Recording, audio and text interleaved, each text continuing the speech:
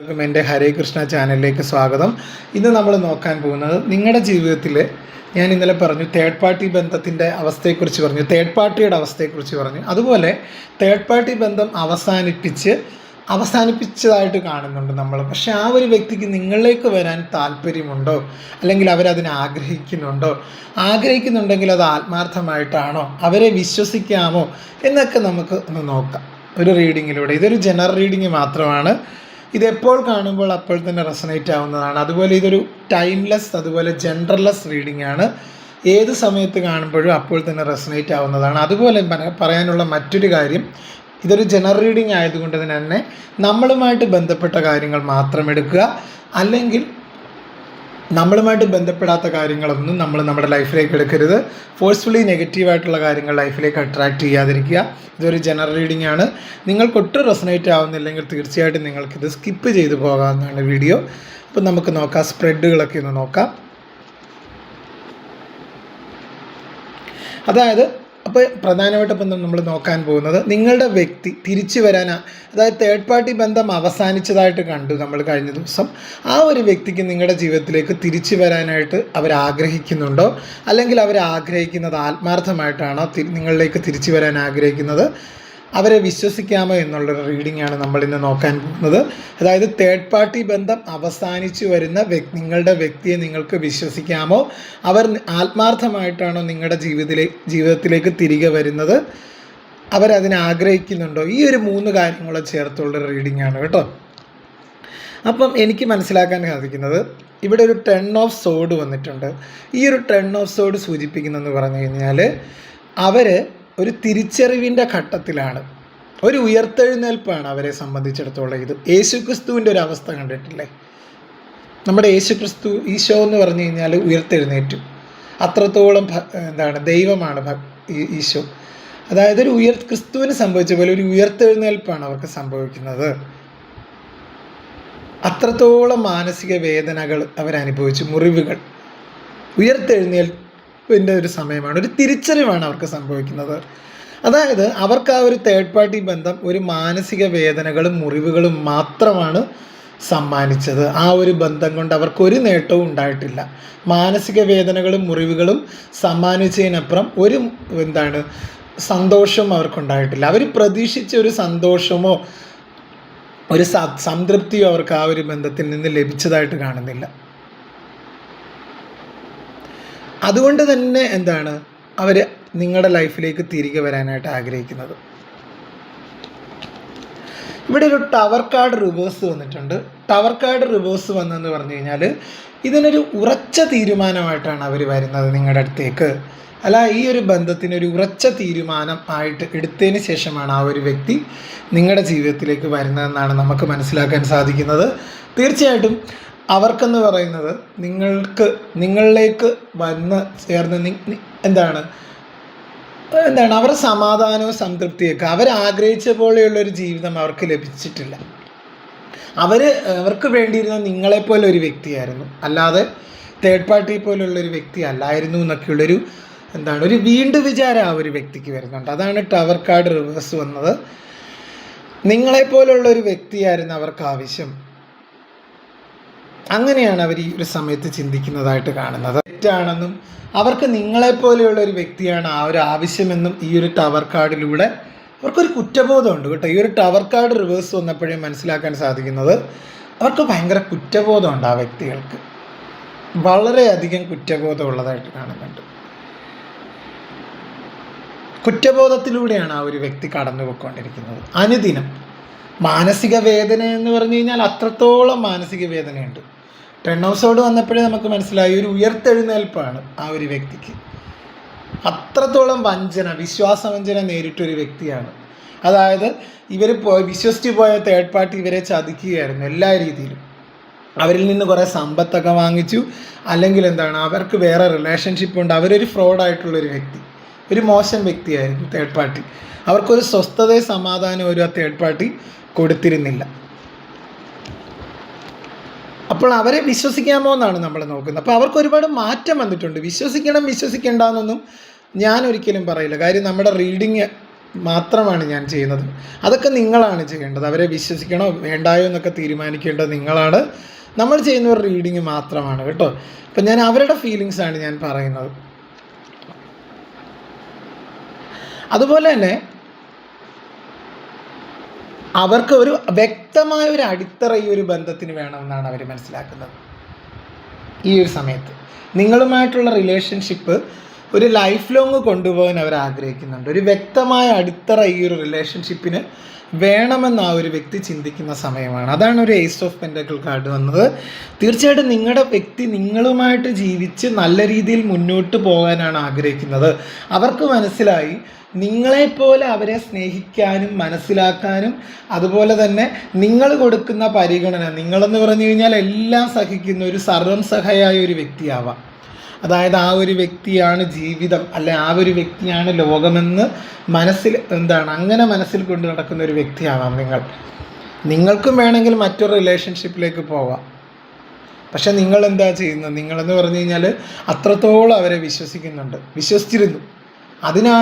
എന്നിട്ടാണ് നിങ്ങൾ അത്രയും കടുത്ത മാനസിക സമ്മർദ്ദത്തിലൂടെയാണ് നിങ്ങൾ പൊയ്ക്കൊണ്ടിരുന്നത്, അല്ലെങ്കിൽ ഇപ്പോൾ പൊയ്ക്കൊണ്ടിരിക്കുന്നത്. ഇപ്പോഴും നിങ്ങൾക്ക് അവരെന്ന് പറഞ്ഞു കഴിഞ്ഞാൽ അത്രത്തോളം ഒരു പ്രാധാന്യമുള്ള ഒരു വ്യക്തി തന്നെയാണ്. പക്ഷേ ഇതൊക്കെ ഒരു നമ്മുടെ ഒരു വിധി എന്ന് പറയുന്ന പോലെയാണ് ഇതൊക്കെ നമ്മുടെ ലൈഫിൽ വന്നു ചേരുന്ന എല്ലാവരുടെയും ജീവിതത്തിൽ. അപ്പം ഇപ്പോഴവർക്ക് നിങ്ങളാണ് ശരിയെന്ന് അവർ ചിന്തിക്കുന്നുണ്ട്, മനസ്സിലാക്കുന്നുണ്ട്. ഇതൊരു തിരിച്ചറിവ് വരുന്നുണ്ട് ആ ഒരു വ്യക്തിക്ക്.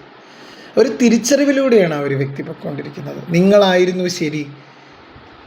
അതാണ് കർമ്മ എന്ന് പറയുന്നത്. അല്ലെ കാലചക്രം മാറുന്നുണ്ട്, നിങ്ങളാണ് ശരിയെന്ന് അവർ ചിന്തിക്കുന്നുണ്ട്. അതാണ് ടവർ കാർഡ് റിവേഴ്സും പറയുന്നത്.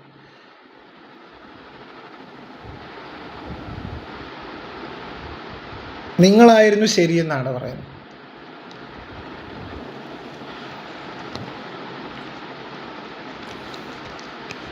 അതുപോലെ ഇവിടെ ഒരു ഫൂൾ കാർഡ് വരുന്നത്, അവർ ഈ ഒരു ബന്ധത്തിന് ഒരു പുതിയ തുടക്കം ആഗ്രഹിക്കുന്നുണ്ട്, ഒരു വഴിത്തിരിവ് ആഗ്രഹിക്കുന്നുണ്ട് ഈ ഒരു ബന്ധത്തിന്. തീർച്ചയായിട്ടും അവരെ കൂടുതൽ കാര്യങ്ങൾ മനസ്സിലാക്കാൻ വേണ്ടിയായിരുന്നായിരിക്കാം ഈ ഒരു തേർഡ് പാർട്ടി റിലേഷൻഷിപ്പ്. ഒരു കാർമിക് റിലേഷൻ എൻഡായിട്ട് നിങ്ങളുടെ അടുത്തേക്ക് വരികയാണ്. അതായത് പലതും പഠിപ്പിക്കാനായിരിക്കാം ഒരു തേർഡ് പാർട്ടി അവരുടെ ലൈഫിൽ വന്നത്. നിങ്ങളുടെ പ്രാധാന്യം എന്താണെന്ന് അവരെ മനസ്സിലാക്കി കൊടുക്കാനാവാം ഒരു പക്ഷേ ഈ ഒരു തേർഡ് പാർട്ടി അവരുടെ ലൈഫിൽ വന്നത്. തേർഡ് പാർട്ടിയിൽ നിന്ന് അവർക്ക് ഒരുപാട് നഷ്ടമുണ്ടായി. അവർ ചീത്തപ്പേര് കേൾക്കേണ്ടി വന്നു, അവരുടെ സമ്പത്ത് പോയി, അവരുടെ സമാധാനം പോയി, അവരെല്ലാം നഷ്ടപ്പെട്ടതായിട്ടാണ് കാണുന്നത്.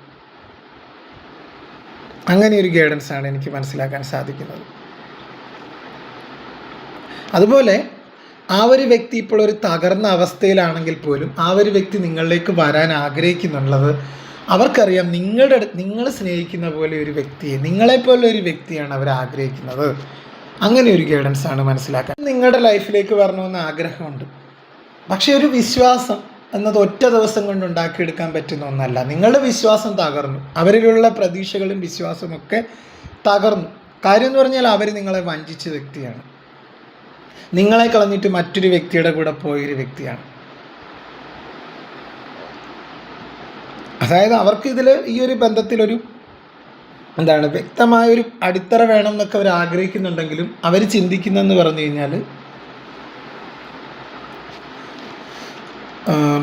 പക്ഷേ നിങ്ങളെ അവർ ചതിച്ചു പോയ ഒരു വ്യക്തിയാണ്. ഇവിടെ ഒരു വിശ്വാസം പെട്ടെന്നുണ്ടാകുന്ന ആ ഒരു വ്യക്തി തിരിച്ചു വരുന്നതെന്ന് പറഞ്ഞു കഴിഞ്ഞാൽ വ്യക്തമായ പ്ലാനോട് കൂടിയാണെന്നാണ് ഈ ഒരു കാർഡ് സൂചിപ്പിക്കുന്നത്.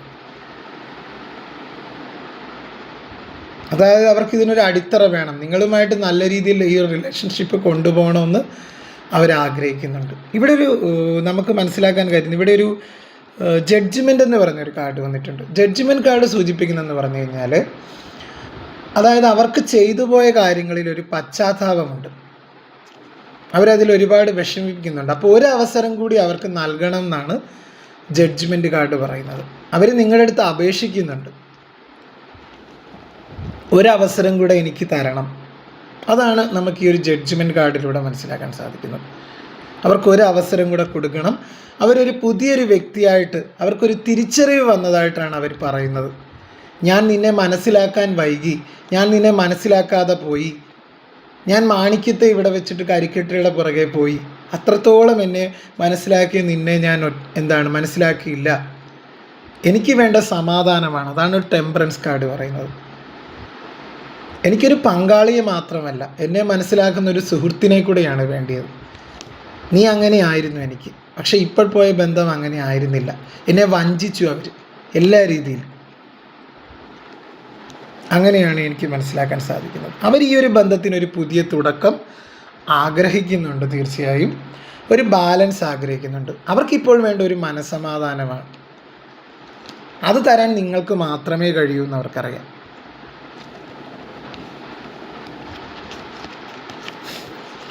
ഇവിടെ ഒരു 2 ഓഫ് പെൻറ്റക്കിൾ എന്ന് പറഞ്ഞൊരു കാർഡ് വന്നിട്ടുണ്ട്. നിങ്ങൾക്കൊരു കൺഫ്യൂഷൻ ഇപ്പോഴും ഉണ്ട്.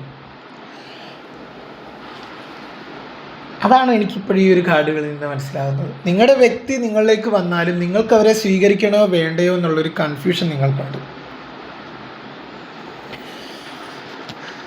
പക്ഷേ ഇവിടെ നമുക്ക് മനസ്സിലാക്കാൻ പറ്റും, ഇവിടെ ഒരു ക്യൂൻ ഓഫ് സോഡ് എനർജി വന്നിട്ടുണ്ട്. ക്യൂൻ ഓഫ് സോഡ് സൂചിപ്പിക്കുന്നതെന്ന് പറഞ്ഞു കഴിഞ്ഞാൽ, നിങ്ങൾ ഒരു കാര്യത്തെയും വൈകാരികമായി എടുക്കാതെ പ്രായോഗികമായി, അതായത് നിങ്ങളുടെ ഇൻഡ്യൂഷൻ എന്താണോ, നിങ്ങളുടെ ബുദ്ധിശക്തിയും ഇച്ഛാശക്തിയും ഉപയോഗിച്ച് മാത്രം തീരുമാനം എടുക്കുക.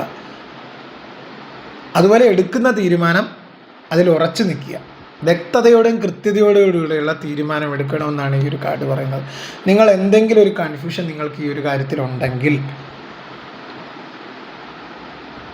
അതുപോലെ എനിക്ക് മനസ്സിലാക്കാൻ സാധിക്കുന്നെന്ന് പറഞ്ഞു കഴിഞ്ഞാൽ, നിങ്ങൾ ആ ഒരു വ്യക്തി തിരിച്ചു വന്നാലും നിങ്ങൾ ആ ഒരു വ്യക്തിയുമായുള്ള ബന്ധത്തിൽ ബൗണ്ടറീസ് ഫിക്സ് ചെയ്യണം, നിശ്ചയിക്കണമെന്നാണ് ഈ ഒരു കാർഡ് പറയുന്നത്.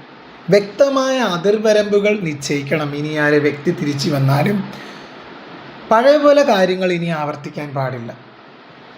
അതുകൊണ്ട് കാര്യങ്ങൾ നല്ല രീതിയിൽ മനസ്സിലാക്കണം. പുതിയൊരു വീക്ഷണകോണിൽ നിന്ന്, ഒരു ന്യൂ പെർസ്പെക്റ്റീവിൽ നിന്ന് കാര്യങ്ങൾ മനസ്സിലാക്കാൻ നിങ്ങൾ പഠിക്കണം. അതുപോലെ തന്നെ വ്യക്തമായ അതിർവരമ്പുകൾ നിശ്ചയിച്ച് മുന്നോട്ട് പോകണം. ഈ ഒരു ബന്ധത്തിൽ കാര്യങ്ങളെ നല്ല രീതിയിൽ മനസ്സിലാക്കിയതിന് ശേഷം മാത്രം നിങ്ങൾ എന്ത് ചെയ്യുക, ഇതിനൊരു തീരുമാനം എടുക്കുക. പക്ഷെ ആ ഒരു വ്യക്തി നിങ്ങളുടെ ലൈഫിലേക്ക് തിരികെ വരും. പക്ഷെ നമുക്കറിയാം, ഇവിടെ ഒരു വിശ്വാസം തകർന്നതാണ്. ടവർ കാർഡ് എന്ന് പറഞ്ഞു കഴിഞ്ഞാൽ നമുക്കറിയാം, ആ ഒരു വ്യക്തിയും എന്തൊക്കെയോ കിട്ടുമെന്ന് പറഞ്ഞാണ് പോയത്.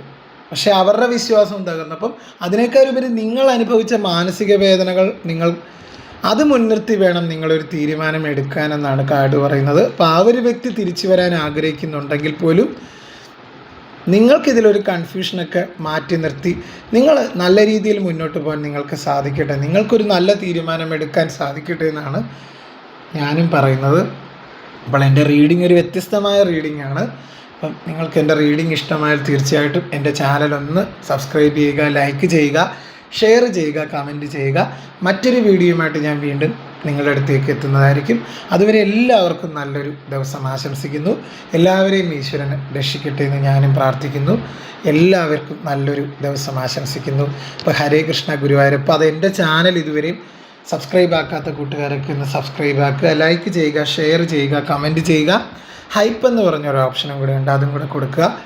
തീർച്ചയായിട്ടും എല്ലാവരെയും ദൈവം രക്ഷിക്കട്ടെ. അപ്പം നിങ്ങൾക്കും നല്ലൊരു തീരുമാനം എടുക്കാൻ സാധിക്കട്ടെ എന്ന് ഞാനും പ്രാർത്ഥിക്കുന്നു. അപ്പം വീണ്ടും ഒരു വീഡിയോയിൽ നമുക്ക് കാണാം. അപ്പോൾ അതുവരെ ബൈ. Okay, thank you.